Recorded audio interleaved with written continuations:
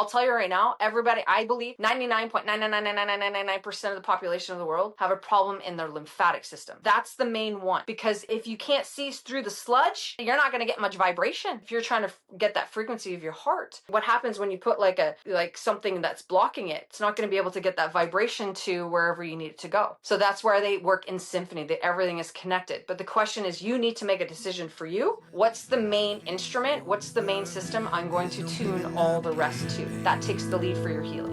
We'll make it out and fall in love tonight. Julie, I'm so incredibly excited to chat with you. Part of the reason why I started to see your content pop up, and to give you a little bit of background, I don't know why suddenly I can't talk as soon as we decide that it's time to do the talking. It's pretty normal though. But we've got a long history of healing in so many different ways. And in the last probably 3, 4, like when did we start yoga? Do you remember when we started yoga? Like consistently, not well, no, like went in through and the out, training and everything. went Like through the training. It doesn't matter. A couple of years back was when we really started to exploring and connecting into the somatic part of the healing journey and into our bodies and everything else, right? For the most part, prior to that, it was just a lot of head stuff, thinking about things, talk therapy, all of those kind of ways of processing trauma and unpacking things. Yep. And so when I started to see your content pop up, I was like, oh my gosh, because you're going in so much deeper into all of the things that our bodies will hold on to and store and the way that it shows up and manifests. And so I'm really excited to talk to you. Really excited to get into it. And I think a good place to start, we always like learning a little bit about our guests and kind of how their path has taken them down the roads that they've gone to get to this spot in life. So if you're comfortable, give us a little bit of a backstory on you and where you've come from and how you've gotten to this spot. It's always interesting when people ask me this question, because it's like, how far back do you really want to go? Because it's like on my journey, it's really been it's like an onion. It just keeps unraveling, and I go back further and further, because the reality is my stories, I don't remember my childhood, and that's basically where it began.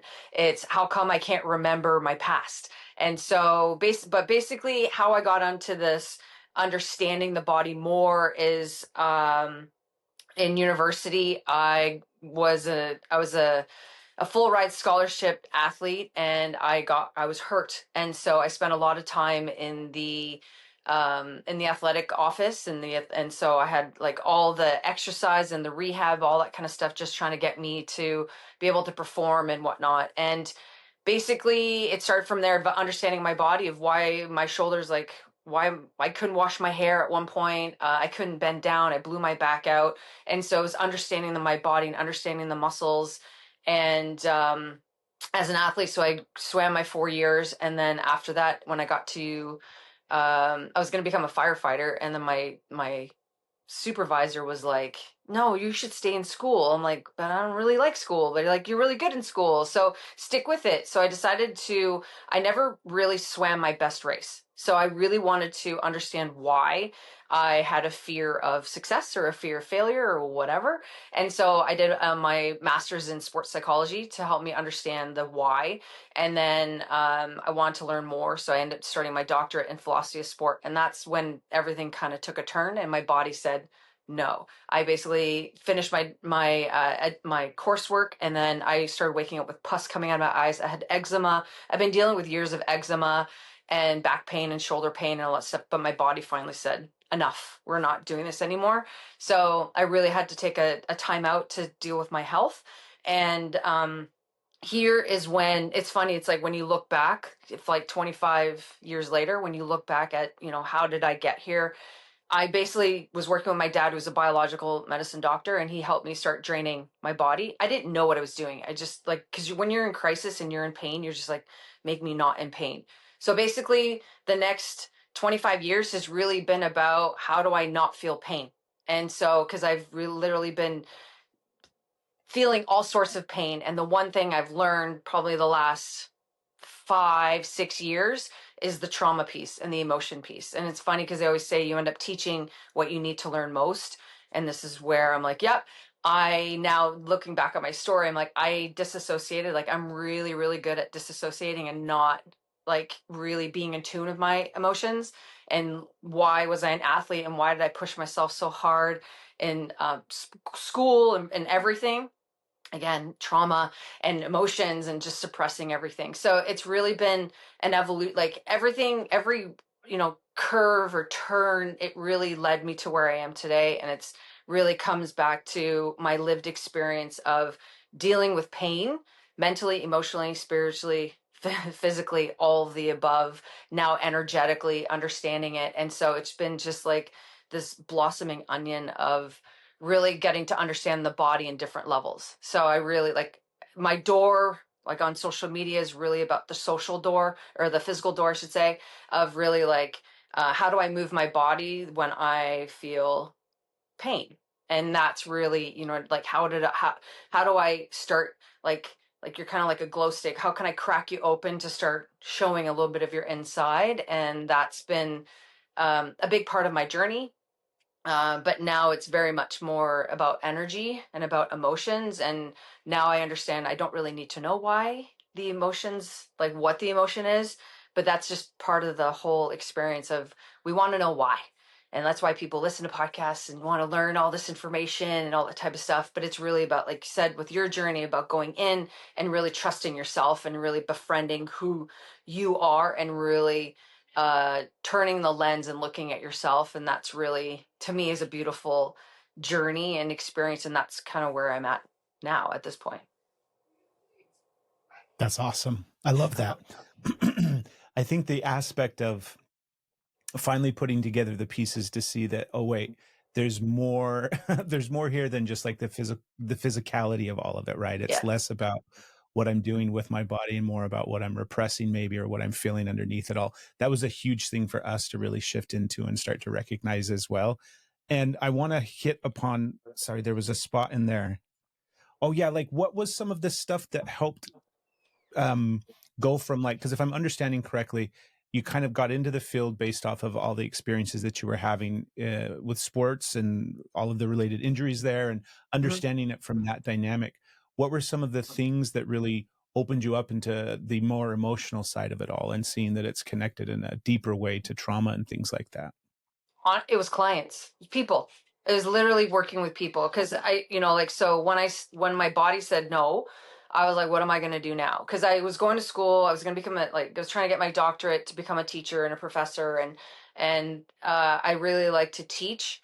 But then what I did is I'm like, okay, we'll take a time out, and I started working in a gym, and it was really working with people in a gym and having conversations, and because I was like, what I learned in a book was not what happened in real life. And so it's more like through conversation and talking to people and really, trying to put two and two together and realizing that these two things don't match.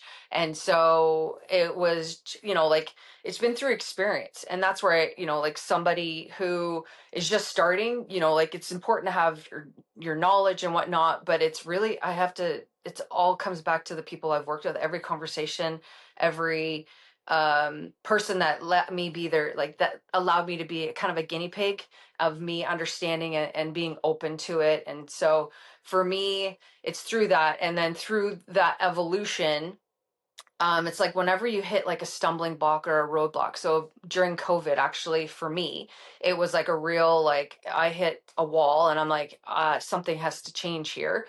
And that's when I really started confronting my personal like emotions and traumas and whatnot. And so it's usually like a big life event. Most people, it's like a health, something with their health. It usually makes you realize, okay, I got to change something, right? So you got some kind of diagnosis or whatever. Um, might have been like my mom was diagnosed with cancer. So that was kind of like, okay, we got to like take a step back here, like what's going on, and helps you reflect. I do a lot of, so my birthday is in January, and every January, I always do a reflection. And it's that opportunity is like when I reflect and look back on what did I, like every year, it's funny when you look at, my own educational, like all the courses I've taken and whatnot, every year I have a theme. And it's like you can see the themes just get deeper and deeper and deeper in terms of understanding who you are. Like I got my yoga teacher training, like I have over like 40 certifications because I love to learn, but I also know that's a trauma response now because It's part of it. So it's like, why did I have such like such an urge? But that's why, like, when I look at people who want to learn and want that, crave that information, it's a trauma response because they don't want to feel. And so that's where, through conversations with people and through taking these courses, is like, oh, okay, I see how that connects. And then it's scary. Like, the reality is, like, I spent my lifetime not feeling, and now I have to feel. Okay. And so I'm like, and if I was going to invite others to do that, I'm like, I never ever gave an exercise, or, when I work with people, I never prescribed or suggested anything that I never tried myself. So I'm very much like, let me try this first, and then let's see how this goes and how it unravels. So I'm like, for me, it's very like, when I teach and what I show is very authentic, because it's what I've done for me and my journey, because I feel like I'm no different than anybody else. I just spent a lifetime just learning it and putting two and two together. Like, that's part of the trauma response. Like, you're able to, like, get really creative, because it's like, nobody puts Julie in a corner ever. I was like, because of my trauma, you're never going to back me in a corner again. So I need to be very creative and know how to get out of it. But I also now know how to sit with it and be with it. So that took a lot of time. And yeah, so it comes back to my clients, but also through my own lived experience of, okay, we can do this. And yeah, learning how to feel safe enough to explore, really. I'm just going to turn the camera on Steph because Hey, I was like, we can get to this. All right, Julie. So I totally relate with the certificate collection. Like I was always saying, I'm a certificate collector, and I Yeah. understand that's a trauma response. I totally I relate with that completely. However, my clever mind was like, it's no longer a trauma response. I just really love learning. And the Yeah. way you said that, I'm like, God damn it. And I'm like, well, what is it? What am I afraid of in this part? What am I Right. avoiding? Right. And I think that I'm like, so much work every time I'm learning something, I'm also learning more about me, and I'm able to show up with other people more as well as myself. Mhm. And when I was able to clear the space for just that moment, like, what am I afraid of? I'm afraid that if I'm not continually learning and going, that I'm going to be the person that just stops. And I don't mean die. I just like where Yeah. they, you see those people that just dig into their ways. This is the way that I am. And Yeah. they stop trying to Grow. know better, do better, the Mhm. growth. I don't want to stop growing. That's right. So help me unpack that one for Yeah. the certificate collectors Yeah. around the world.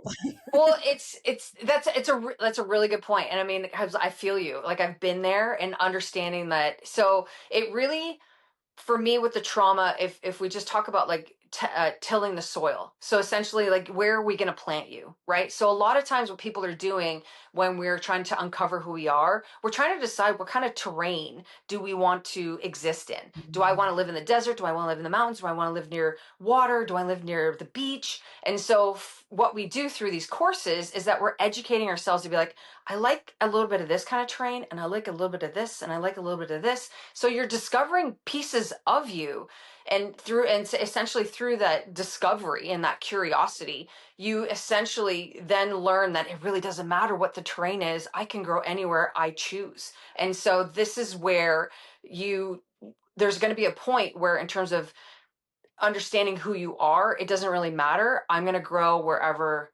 I can be me and feel safest. So, okay, that's great. And then from there, what you're doing is then really tilling and seeding your soil. And that's where the better your soil is, the deeper your roots will grow. And that's where, when the roots really grow down, then are able to get deeper into who you are. So it's not just about, the outside facade.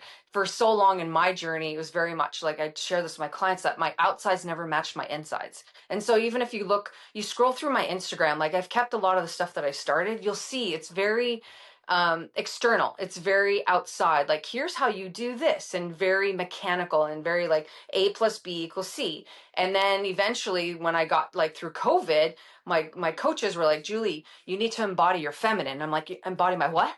I don't know what that means. And I'm like, how do I do that? So I came at it from a very not feminine way. And I didn't know what flow meant. I didn't know what spontaneity meant, because you can't be, when you're in a trauma response, you have to plan for everything. You're in hypervigilance. Your head has to be on a swivel. So essentially, what will happen is that when you peel back that exterior of the physical, and then you're like, okay, most people in my experience, in my world, they start with the physical. Like, I can do this with my body and I'm very proud because it makes you, like the posture and all that kind of stuff makes you feel strong and confident in your body. Great. Next, the most people go to is the mental.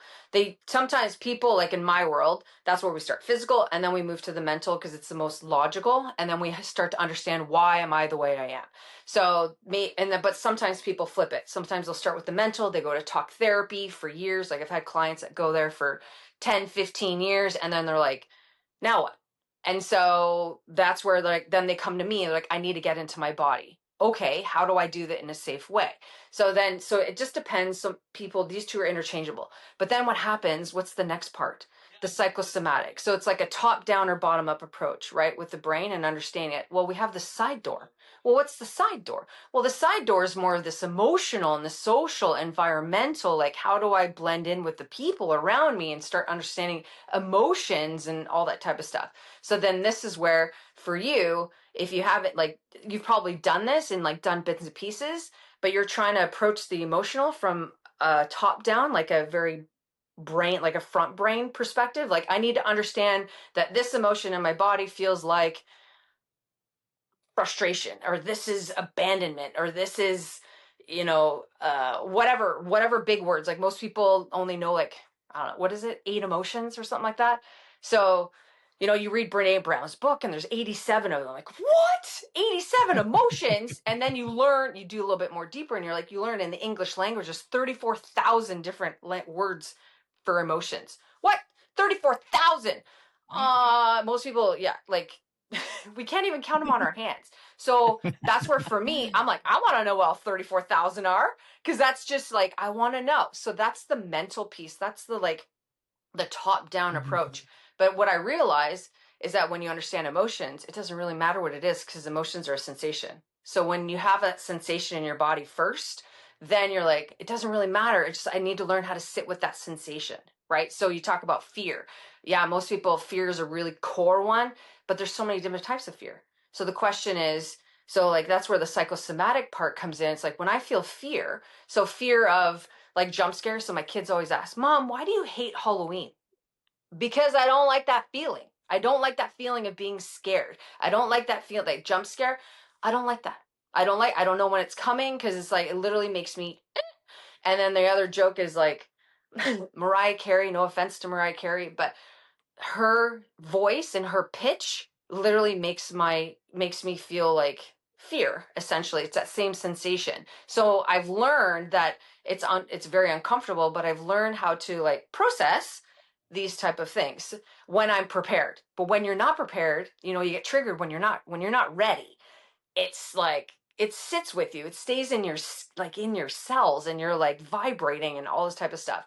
So this is where, for you, it's really about, how do I unpack it? It's really about unpacking, grounding your roots in the soil through sensations is really the next evolution of your practice of, how do I sit with this sensation? Because fear can show up in your chest, it can show up in your gut. Those are pretty common ones. And then the deeper you get, it could be really in your pelvic floor, or it could be, in the back of your neck. And that's the thing, is that as you unravel it and you befriend it really, and learn how to be like, okay, this is a sensation, my body's not feeling safe, and how you talk with it.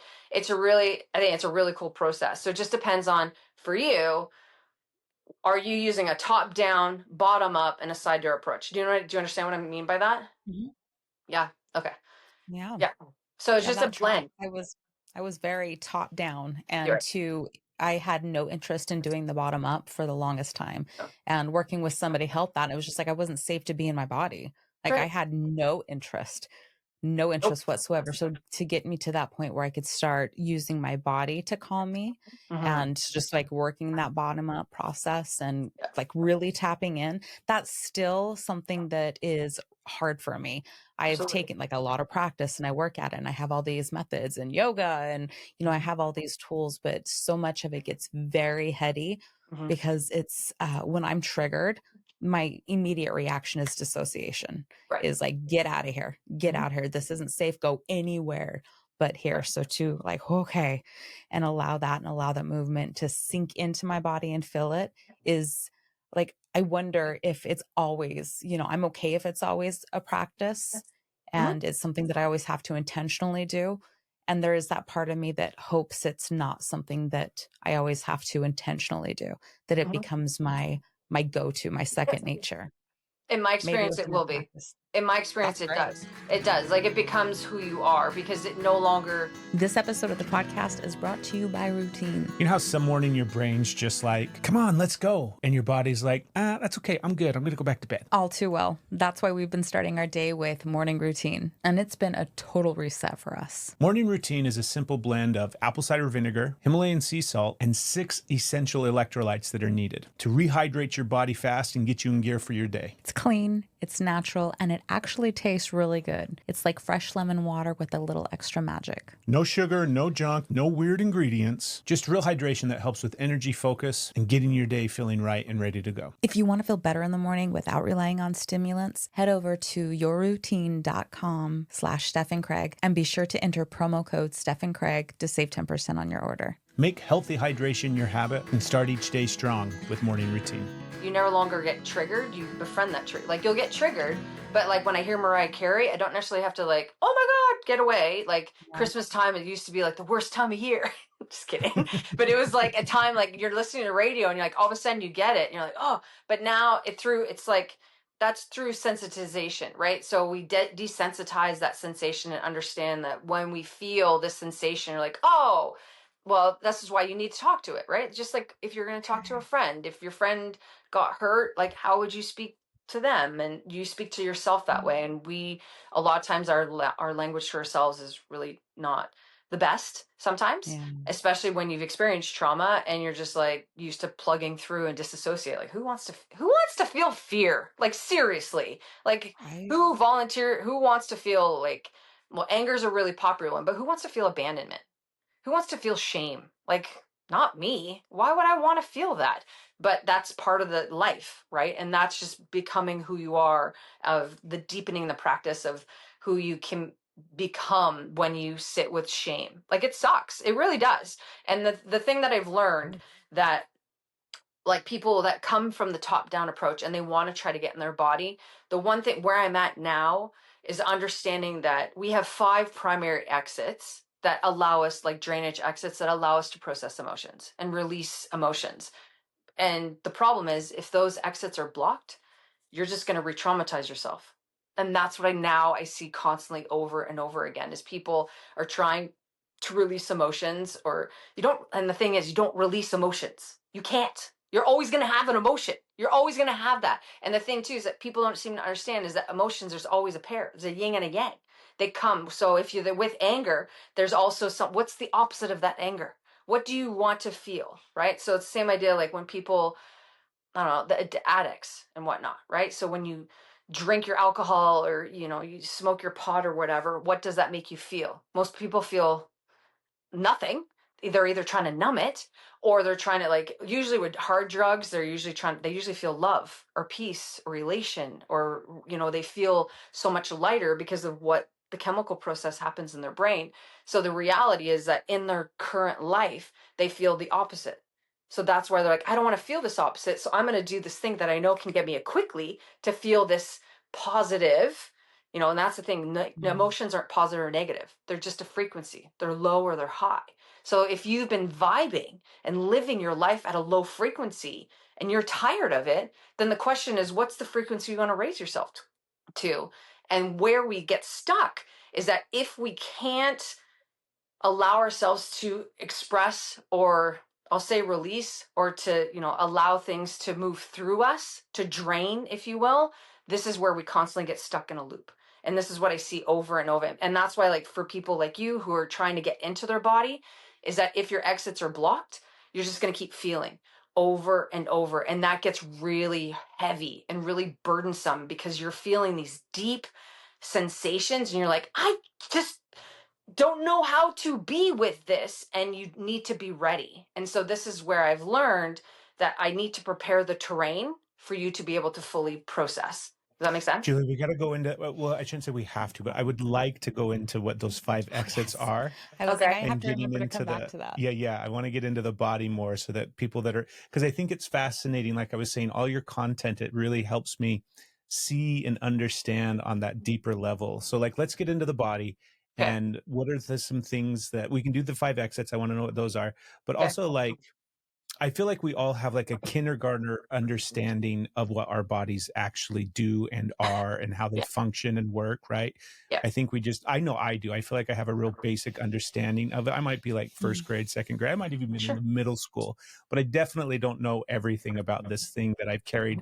Like it's my body and I I know know, next to right? nothing about it. It's bananas. I think and I was having a conversation with somebody this last week, is that we all have our own bodies, but we don't know anything about it. And now we're asking ChatGPT or asking AI, tell me about my body. I take a picture of my eyeball and like, well, tell me what I'm seeing inside my body or what I'm feeling inside. And we're relying on this robot, this algorithm to tell me how my body is.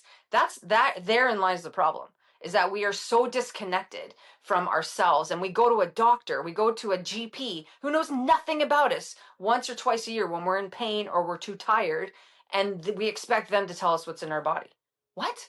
Like, it's so backwards. And so this is where I'm like, the content that I share is really about inviting you back to yourself. Like after people start working with me, they're like, Julie, I've never touched my body more than since meeting you. And it's because I encourage people to just touch. And what does that feel like? How do we, like, how do you assess the vagus nerve? How do you know if your lymph nodes are blocked? How do you know if you're congested? How do you know, like if yeah, people feel bloated and yeah, people have gas or diarrhea. Okay. But what does it feel like when you touch your elbow on the inside here? Which finger isn't moving as well? You know what I mean? These type of things, like, can I move my big toes? These type of things, right? And people are just, I don't know. So this is where I invite you in a fun, simple way, because I find the simpler, the better. More, I can do, like, I want people to watch my content and be like, I could do that. Yeah, you can.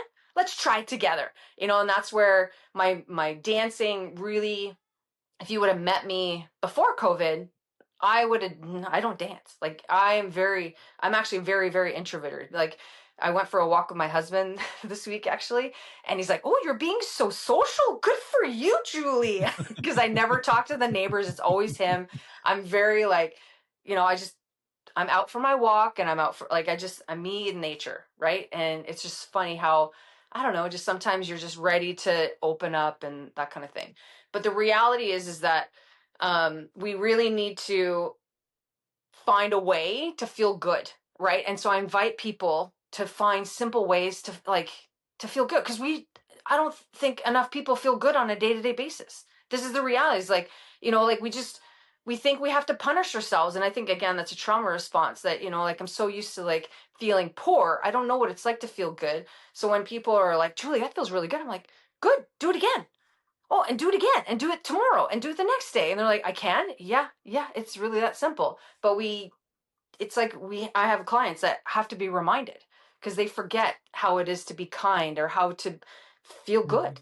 Right. And that's part of the journey. So, and the reason for that is because of these 5 exits. These 5 exits get welded shut because we don't feel our emotions, because we have trauma, because of epigenetics. And so I guess you want me to get into the 5? You want to Yeah, take a we got walk? to hear them. Okay. Well, if you I'm like, I'll try to coach you through it and see if you can think about it. So how does your body on a day-to-day basis, how do you release things? How do you get rid of things?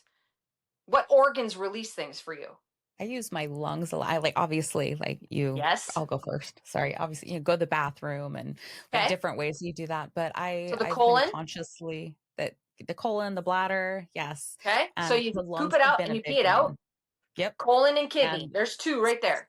spy it out. I've been very like Lungs. intentional of my like Good. audibly letting it come out.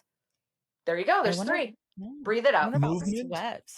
sweat, There you Yeah. sweat, go. maybe. There's 4. See? You know them already. You got And then like movement, would that be one? The big one. What's the big one we're talking about? The one that nobody wants to deal with.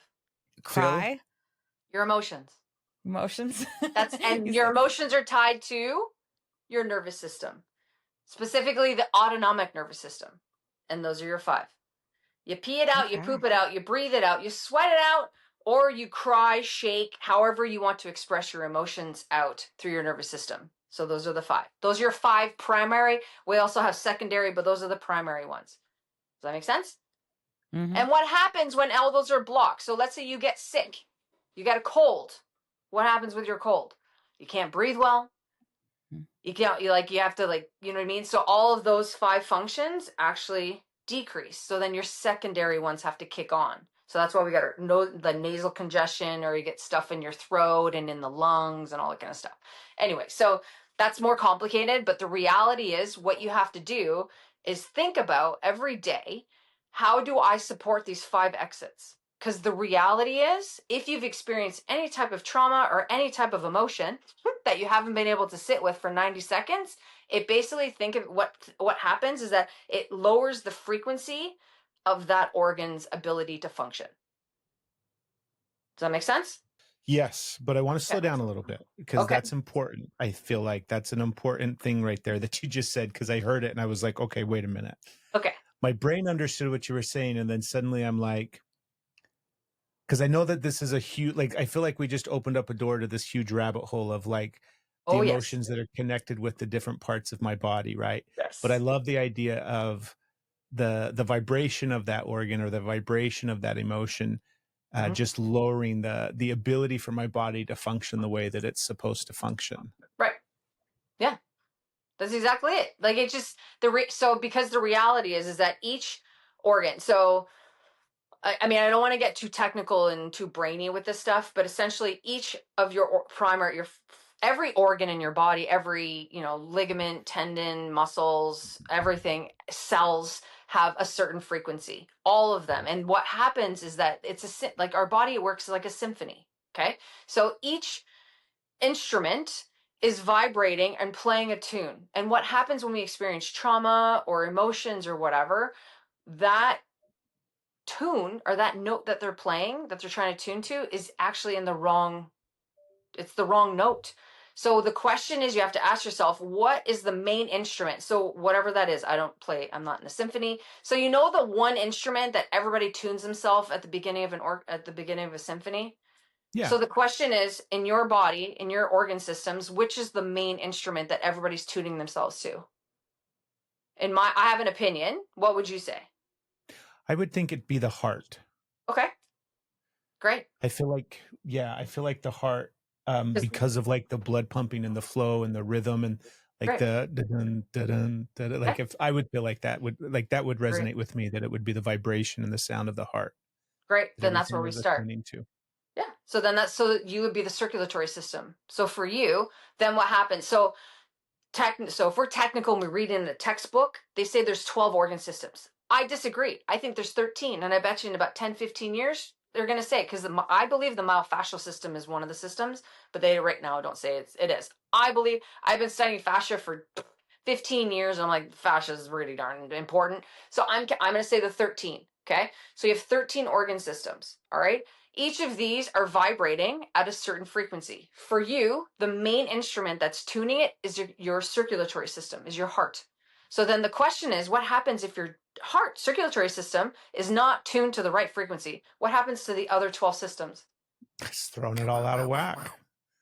So then what are you doing for the rest of your life? Then what are you doing for the rest of your life? You're basically just trying to retune. And then you're like, oh, I got a problem in my muscular system. Oh, I got a problem in my skeletal system. Oh, I got a problem in my endocrine system. That's really women. I got problems in my whatever, my integumentary system, whatever, right? I got a problem. I'll tell you right now, everybody, I believe 99.9999999% of the population of the world have a problem in their lymphatic system. That's the main one. Because if you can't see through the sludge, you're not going to get much vibration, right? So it's a thing, if if you're trying to get that frequency of your heart, and you're just trying to do, what happens when you put a speaker around it, or you put something that's blocking it, it's not going to be able to get that vibration to wherever you need it to go, right? So that's where they work in symphony, that everything is connected. But the question is, you need to make a decision for you. What's the main instrument? What's the main system I'm going to tune all the rest to? And that's the lead. That takes the lead for your healing. Does that make sense? Makes total sense. So then what happens so while we make that decision, we start with the 5 primary monk trees. The monk trees is what it's called. Your 5 drainage exits. We use those to basically help the circulatory system raise its frequency, so which it can affect all the other 12 systems. 13. Well, whatever. Does that make sense? It makes total sense. Yeah. Well, it's because I always argue. My dad and I argue like all back and forth. I'm like, no, there's 13, I swear. And then now he's just like, okay, Julie, there's 13. I'm like, yeah, a baker's dozen. So baker's dozen of the systems. So essentially we are trying. So I think in your life, like for me, I'm simplifying it so much now. Like I'm at midlife and I realize now I'm like, oh, all I need to do is really focus. Like I worked on the physical door. I did the mental door. I did the emotional door. Now I'm on the energetic door. So people who are in yoga, they're already kind of Reiki people, that sort of thing. You know, they're really attuned to that. You know, if I take somebody that's just walking through the physical door, talking to them about frequencies, they're like, what? You're so woo-woo? No, I'm not interested in that whatsoever. That's way too woo-woo for me. And that's okay. So that's the reality, is that I know they're going to have to walk through this terrain to help them understand. Eventually they're going to have to adjust the frequency of their organ systems. So the modalities in which you practice, yoga, tai chi, vagus nerve exercise, lymphatic drainage, breath work, whatever you choose, those are essentially just changing the frequency of a system. That's what you're doing.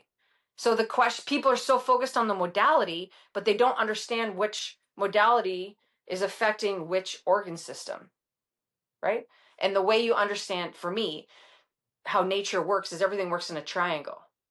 So like I'm in perimenopause. So we talk about perimenopause. Like what happened to my body? I can line up 100 women and every single one of them, I can have different perimenopause symptoms. Why?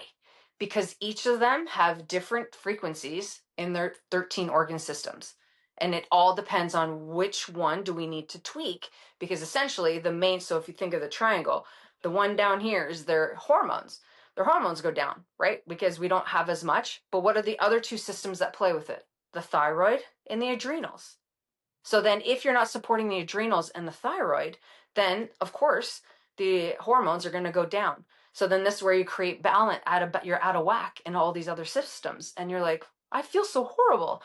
So that's why everybody has different symptoms. So that's where, for me, when I work with somebody, I look at what's the triangle that we're working on first. It is all connected, but it gets way too overwhelming to think about, how am I going to do 13 organ systems? You can't. This is why you're going to spend the rest of your life just tweaking and adjusting which triangle am I working on. So for me, I was working on the perimut. So I was working on my thyroid and I was working on my adrenals. I've been working on my adrenals for a really long time. I learned that a long time ago, that the adrenals are the main driver. So I had to support my adrenals. Now I really have to support the thyroid, so my metabolism and all the things that go along with that, in order to help the fact that I don't have as many hormones. I'm not releasing as many hormones anymore, right? So at the same time, there's other triangles that I can be working on. So the reality is, if you have any kind of symptom, okay, in health, any kind of issues that's going on, that means you have at least 5 of your organ systems are out of balance. At least 5. So the question is, you have to ask yourself, what are the 5? And so most people are like, whatever symptoms so if I have digestive problems, probably one of the easiest one. So most people have digestive issues. So they're like, I'm going to focus on digestion first. Okay. And so that means I'm going to be supporting the colon. Great. Let's support the colon. So the question is, how are you going to raise the frequency of your colon? That's the question. How are you going to do that? And so that's why I wrote an ebook to basically give you a lot of free stuff to help you understand, like, free things that you can do, meaning like, what are some activities that you can do that's free at home, that I don't have to buy supplements and food and all that kind of stuff that I can do for myself to raise the frequency of my colon, so that I can then have proper bowel movements every day, that they're not painful or lack of them or whatever, right? And that in turn will help my digestive system. Does that make sense? Then the Yes. question is, what are the 2 other systems that I'm going to work on to help me with my digestion? And I'm going to say, in my experience, always, always, always include the lymphatic system in some way, shape, or form. Because if you have too much congestion, it doesn't matter. It won't matter what you do. Let's talk about the lymphatic system, because I also feel like that's another one. I want to talk about lymphatics, and then I want to talk about fascia, because I feel like Okay. those two are like super. Yeah, we understand. Important. Like when I say understand, again, it's like we all have this kindergartner understanding of like, okay, my colon does this, my, digestive system does this, my respiratory system does this. But what does the lymphatic system do, and how do we access it? How do we work with it? All of those kind of different things. This episode of the podcast is brought to you by Woolly. Okay, real talk. Summer's here. We're sweating. We're traveling. We're living life. And you know what makes that all better? Good underwear. And we're not just talking about your regular old everyday undies. We're talking about merino wool underwear from Woolly. Woolly has our go-to underwear, tank tops, and t-shirts. And don't let the word wool fool you. They're not itchy or scratchy. Woolly clothing is light, breathable, moisture wicking, and so comfortable. It's not just about comfort for us either, although that's a huge benefit. Woolly's doing it right. There's no synthetics or microplastics in any of their clothes. Just natural, low toxic gear that feels good and is good for you. Oh, and a little insider tip, their French style thong and bikini are fire right now. I may or may not have a drawer full of them mixed in with my ultimate favorite cheekies, just like my personality. So if you're ready to level up your base layers, head over to woolly.clothing/Steph Craig right now, and you can save 15% off anything at their website. Be sure to use that promo code Steph Craig at checkout to get that 15% off. Once you go Woolly, you're not going to want to wear anything else. So your lymphatic system is the only system that doesn't have a pump. So if you believe in God or higher power, it's like, haha, joke's on you, humans. You gotta move to use it. So when they say you gotta move it if you don't move, you'll lose it. It's very true. So the lymphatic system is basically, it's your garbage system. It's like, I think of it as like little white Pac-Mans go around gobbling up all the toxins in your body that are just like any type of toxins, emotional, mental, physical, environmental, all of it. Any type of toxin that your body actually takes in, your lymphatic system is going around gobbling it up. So those negative thoughts that you have, lymphatic system is part of it. That's all part of the G lymphatic system. This is incredible. In 2015, doctors finally realized we have a lymphatic system in the head. Because if you look at any textbook, the lymphatic system used to stop at the neck. And they're like, no, there's nothing in the head. Now they're like, oh, no. There is a whole system up in the head. That's why a lot of people, what's the number one complaint when you go to the doctor? Brain fog. Why? Because your lymphatic system is congested. So the reality is the lymphatic system is a very important system because it needs movement to be able to clear itself out. So basically how the lymphatic system works with the emunctories is that's part of the triangle. I'll explain this triangle part. So lymphatic system is a very important system because it's going to clean up all the garbage. And then what it does is that it goes, so we have a thoracic duct right here on the like right here at your throat. And so what happens is that system, so the lymphatic system only moves up. It doesn't go down. So, and the thing too is a lot of people don't know what the lymphatic system is, that 2/3 of your body actually empties on the left side, in this left collarbone here. And then, so basically, like if you have congestion in your legs, left arm, or on the left side of your body, you're always sore on the left side of your body, you're congested on that left side. The right side, you only have 1/3 empties on the right side of the collarbone. It's crazy. So the whole thing is, that's where, like, if you have swelling on the right side of your shoulder, it's like basically the liver up on the side of the head here. This is right, like it empties on the right. Everything else empties on the left. So what happens is that a lot of people, they'll have, like, if you reach behind your knees, or if you touch your hips, or if you go underneath your sternum and start touching and it's tender, you got a lymphatic problem. You have lymphatic congestion. So what that means is that we have these little nodes. We have about 700, 800 lymph nodes in our body. A lot of them are in the armpit. We have a lot in the neck, in the throat. We have a lot in the diaphragm area, some in the hips, behind the knees. And so what happens is that you're going to feel congested there, or you'll feel tenderness there. And so what happens is those lymph nodes are trying to just gobble up those toxins, and it just holds on to it because we don't have enough movement. We don't have enough energy to get it up.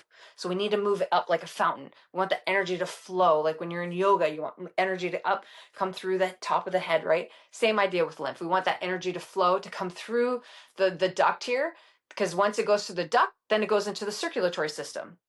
So the circulatory system, then the blood gets to pump it all out and all that kind of stuff. And where does that go?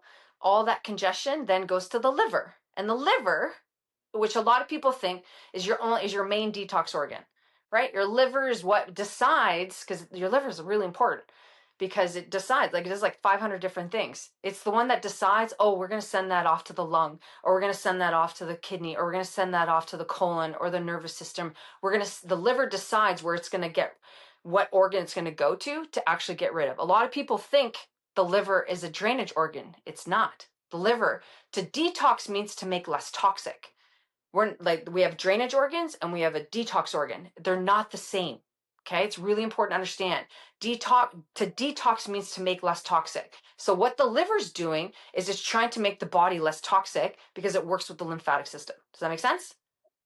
Yes. Yeah. So what happens is that the liver then has to ship things off. But what happens if your 5 emunctories, don't open because they're welded shut because of trauma and emotions? What does that do to the liver? It has to recirculate because it doesn't have anywhere to go. So then it's just like your GPS, like you lose GPS, recalculating, recirculating. So then this is what happens. Why do your hormones go crazy? Why do you have all these like rage? Why do you have so much anger inside of you? Because it's literally circulating in the liver, because the liver holds that anger because it's like, this is so fucking annoying. And you just want to get rid of it. That's the liver. The liver's like, I don't know what to do with this. I'm upset too because I'm holding on to this crap and I don't know what to do. So then it's just like frustrated and blah, blah, blah, blah, blah. And we just keep going over. And that's why you see people with fatty livers and all these type of things. But you go get a liver enzyme test. Oh, you're fine. You're fine. Because the liver enzymes have to be so high for you to have dysfunction. They don't do anything with you because they don't look at the lymphatic system. They don't look at the emunctories. They only look at that single organ. But you have to understand they work in a triangle. Does that make sense? Yes. So essentially, they all work together. So lymphatic system is important because it gobbles up all the stuff, but it is important if the liver can actually detox and then the body can actually drain. So it works in synchronicity. So then that's where it's like, well, if my lymph isn't working, well, why wouldn't my lymph work? Because my liver can't detox, because my liver can't detox because I can't drain. So then my thought process is, why are everybody working on the lymph first? You got to open the drains first, right? So that's where it's changed my thinking. So a few years ago, it was all lymph. Yes, lymph is very important. It really is. But I need to address something else first. I need to go to the drainage in order for my lymph. It's like basically like a garbage collection. So like COVID, it's like, imagine like the garbage just goes up and, the garbage trucks pick up all the garbage, but they don't have anywhere to bring it. What happens? It just sits. And that's exactly what your liver's doing. And no wonder you feel like crap every day. Okay, that's resonating so much. I've very much have been focusing on lymph as of like it started in the shower really. Had awareness. You were talking about touching your body, and I had awareness in the shower that it was like almost like I was punishing myself. So as I'm showering, the way I was scrubbing my body is not present, and it's rough. Like I'm treating myself like I'm the sturdy, gross thing. I'm just really hard. And so then I had to like slow down, and it's like a practice. I'm nice as I'm, washing myself. And then it was like, oh, I'm draining my lymph, because if you're pressing too hard, you're closing those little channels anyways for that bit. So it's just like this nice process of where I'm going through. And every day I'm doing like little poofs, trying to get the poofy out of my armpits, and just like making sure that I'm really focusing on draining my lymph nodes. But I hadn't thought about opening. Where is it going? I was just like, I just need to focus on the lymph. That's so important to talk about. Yep. And that's how I learned. But that's my lived experience. Like I said, people touch themselves more when they like, so like I'll be watching TV and like rubbing here, and my husband's like, can I help? So it's like you just get used to doing it. But then I'm like, why am I not draining? And it's just like it's through, again, my lived experience. And so the reality is, you go back to my original story. What did I do 25 years ago to help me? I actually opened my drains, but I didn't know what I was doing. I was supporting all the things, but I was just doing it because I was just like, blinders on, get out of pain, get out of pain, get out of pain. Now, when I look back, I'm like, oh, my dad was actually helping me open my drains first. So technically I drained for 5 years. It took me 5 years to drain the toxins that I'd built up but by the time I was 20. This is crazy. But the thing is, I didn't get I wasn't dealt a good hand with health wise because my mom was very, very sick. And that's why my dad became a biological medicine doctor. And this is probably why I do what I do too, because I wanted to learn, because my mom has been sick her whole life. And, she's still alive and well and living with cancer. And, like, it's just the understanding of how she's evolved, and we've been able to support her practicing these holistic things, but really coming down to understanding, like, oh yes, you can do a modality until all modalities work. And that's the reality. And that's where, for me, it's like every modality will work. But the problem is, how does it connect to which system? What systems are you actually going after? And that's really important for people to understand. But people don't have a clue because no one's talking about it. Like my dad and I talk about it, and I'm trying to do my best and sharing it on social media. But again, it's a dance, right? Because it's like I can say things, but if it goes right over people's head, like you said, if everybody has a kindergarten understanding of their lymphatic system, okay, but it's like, okay, yes, I need to move it. So practice getting, move it. That's great. Like you've done the work. That's great, Steph. Like awesome. Now what's the next step? The next step is, how am I going to support my liver, and how am I going to support my emunctories? And that's where it's like you start thinking and tweaking. So it's like, it's not just, I'm not just going to like rub my armpits. I'm now going to drink a little bit of dandelion root tea. Great. And then I'm going to practice that with my deep breathing. And then next thing you know, you have a beautiful synchronicity in which becomes you. This is just who you are. This is this is what I am. And that's where I am at in my life. Like a lot of times in my stories, I share, like, nebulizing is like the best thing for me right now. I love it because it's like I can feel the release. Like I have so much congestion in my head. It's not even funny, but I've collected it over the years, and that nebulizing just allows it to come out because I have the right combination of energetic remedies in the cup that allow me to release. The stuff still comes out. I do it every day, and it's like, how is there still more stuff? But the reality is, it's emotions, it's physical, it's mental, it's all of it. And so I deal with stress every single day. And what I'm literally doing is letting stress come out of my nose. It's weird. And out of my breath every single day. And so the reality is, like, the lungs hold grief. What a big part of my healing journey was, I had to grieve me. And I'm right now in perimenopause. That's who I'm grieving. Me. The person I didn't get to become because of my trauma, because of my experience. I don't feel bad. It's just where I am at. And so I need to grieve the person I thought I was going to become. Why did I do my master's in sports psychology? I need to grieve her because I had dreams, I didn't achieve them. So I need to grieve that. And this is what I'm doing with my nebulizing. So it just supports it. So essentially, when I look at modalities now, it's more of like, how am I supporting my emunctories, which are going to support my liver, which are going to support my lymph. If you keep it simple like that, then life just becomes like, it's not a chore. It's not a check. I did that for me today. No, it's like, I did this for me today. It's a different frequency, if that makes sense. So Yeah. just to clarify, when you're talking about nebulizing, are you talking about using a nebulizer? Mhm. Or Yeah. what do you, yeah? And Yeah. is it just like, are you using holistic things in your nebulizer, or are you using prescriptions? No, What? holistic. So you put your saline in, and I use L-reduced glutathione. Glutathione helps with stress oxidation. So it's just a capsule. You open the capsule and then you put it in, and it dissolves really quickly. So TheraNaturals is the company that actually during COVID came up. Like they were like sold out because this was like the thing. So everybody has lots of stress in their body, and don't believe me, go get a live blood analysis and you can see it. So the thing is, the glutathione is a very, very important supplement that can help with the oxidation of stress. And then I use Iteries. So it's from Iteries picana. So it's for lymphatic support. So basically they're just drops. So I'll put about 10, 15 drops in there. And then the other one it's called Unda 710. So 710. So Unda numbers, my dad is actually the only person on the planet who's actually written the book on it. Unda numbers are energetic remedies that they're from Belgium. And so each of them, they're basically botanical plants that are boiled down and made into like a tincture. And so each of them go after the organ systems. So they vary from 1,000 to I think 1001 and whatever. So they come in combination, but 710 specifically opens closed spaces. So that's why, like, if you have any kind of sinus congestion, if you wake up in the morning and you're all puffy in the eyes, or, you know, you're always blowing your nose, or you're really stiff in the morning, there's a beautiful combination, because it's going to open everything up. So then you can actually start releasing. And that's what the Montre is. So we're opening up the sinus through the lung. They complement each other. Does that make sense? You can do a whole bunch of stuff, like during COVID, food grade hydrogen peroxide people were using. That was really popular to help with, you know, the COVID vaccine. NAC was a popular one that people would nebulize.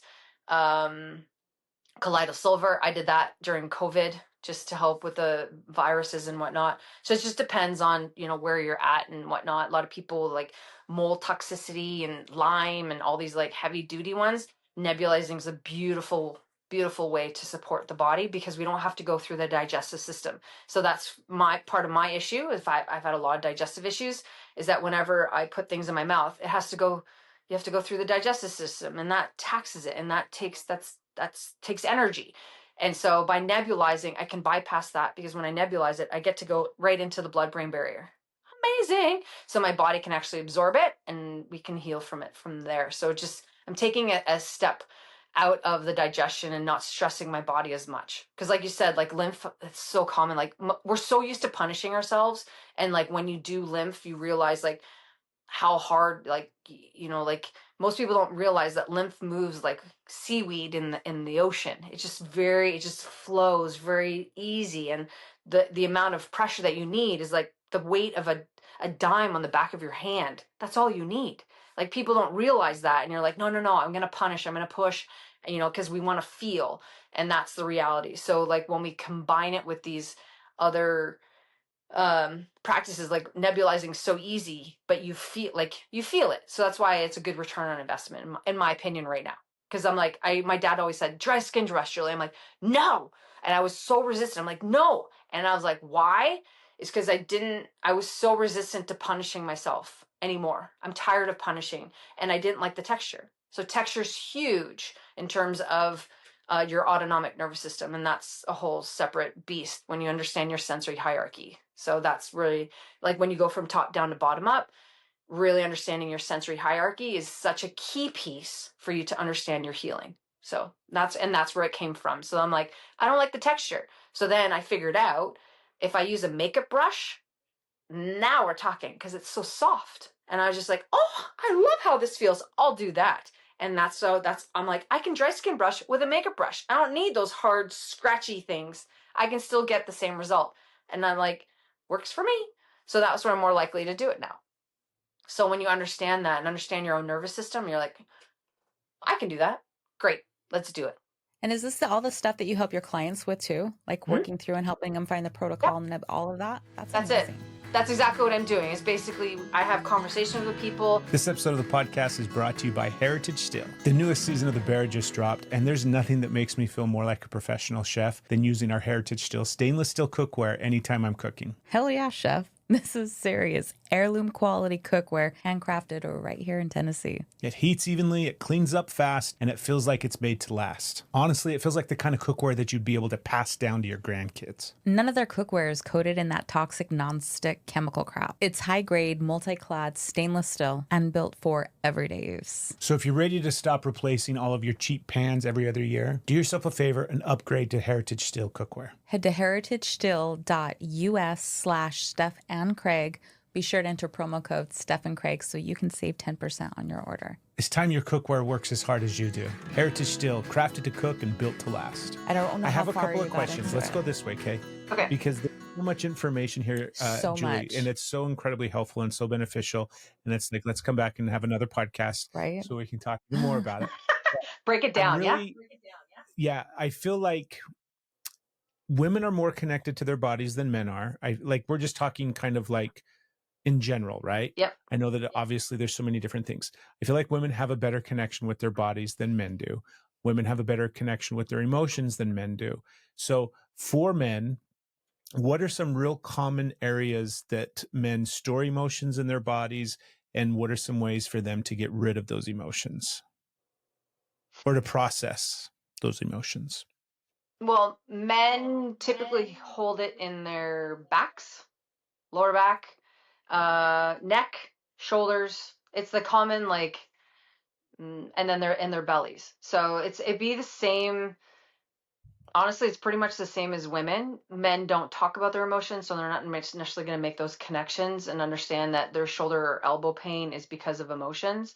So, but coming back to like the reality is, the biggest thing men need to understand is that the pain that they feel is emotional. There's some emotions connected. Doesn't matter what emotion it is that they just need to recognize that, you know what, that my lower back pain could be emotional. Like again, depending on what your symptom is, like I'm seeing more and more men with like erectile dysfunction and whatnot, and like low sperm counts and all that type of stuff, a lot of pelvic floor issues. Again, that's a very common place for emotions to get stuck, and they're going to just try to give you a pill.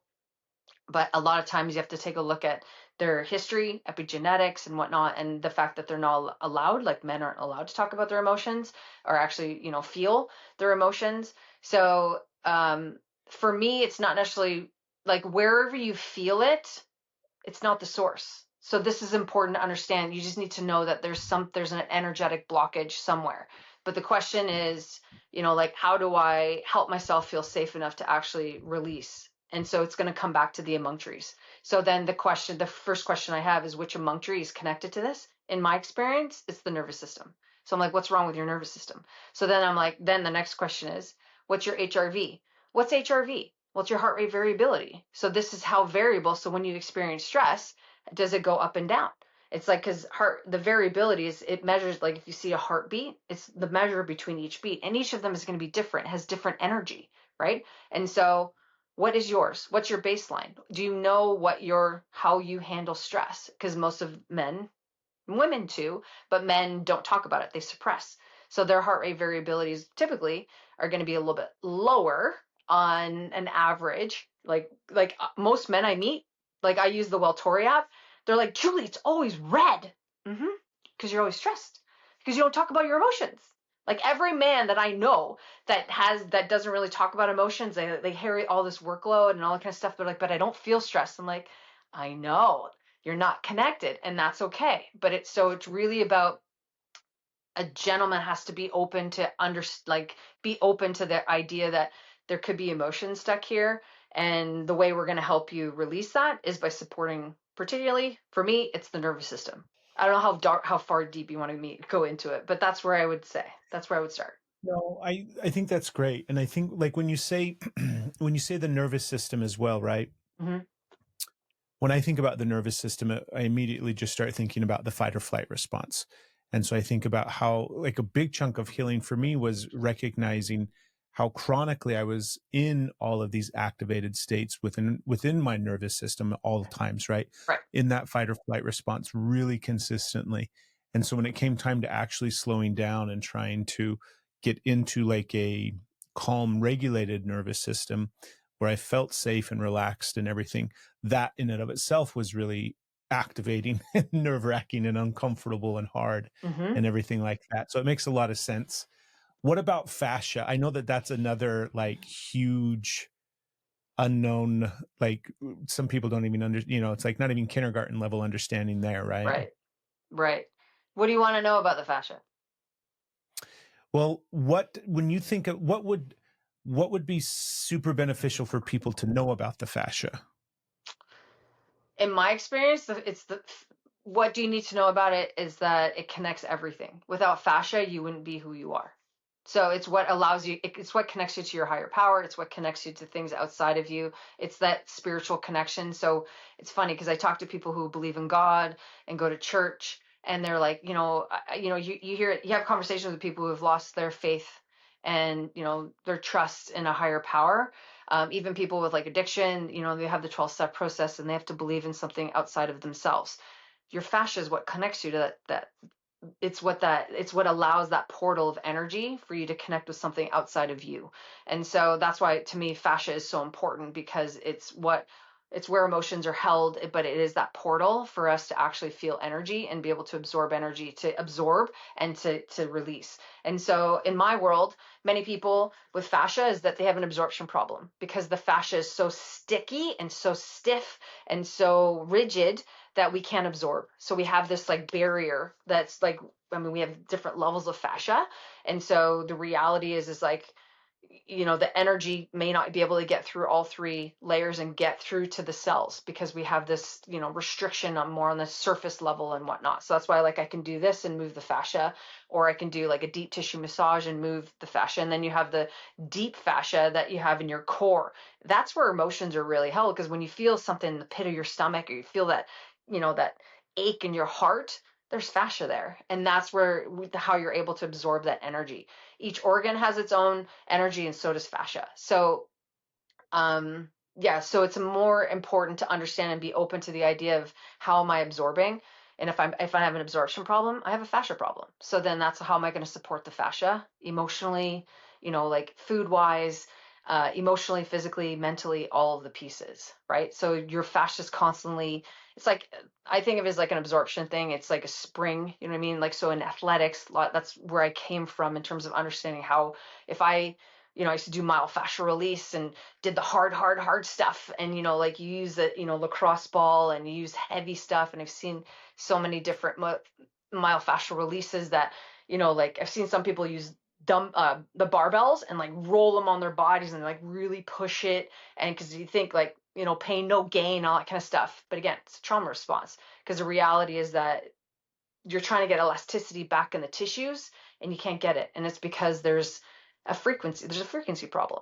So the idea is we need to think about how do I support the fascia more than just moving it. And I think this is where people are still stuck on, you know, myofascial release and whatnot. Well, again, what's contributing to the constriction or the stickiness or the adhesions of your fascia, because it's what we want it to be able to move and slide and flow. It's very, I feel that to me, fascia is very feminine, and it's like what allows me to be spontaneous and be able to move my body in a way, in any way, direction or form that I want, with the strength and the elasticity that I need. And I think of that like on all levels of movement. And so fascia, if you're feeling stuck, you got a fascia problem.